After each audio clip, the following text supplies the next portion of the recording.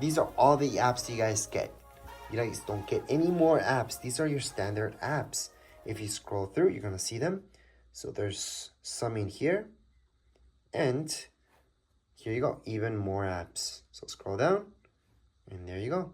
That's all the apps you guys have on your phone. If you guys want to download more, App Store. A lot of people do ask me, is like Twitter, Facebook, all that stuff. Oh, yeah, it's not even called Twitter anymore.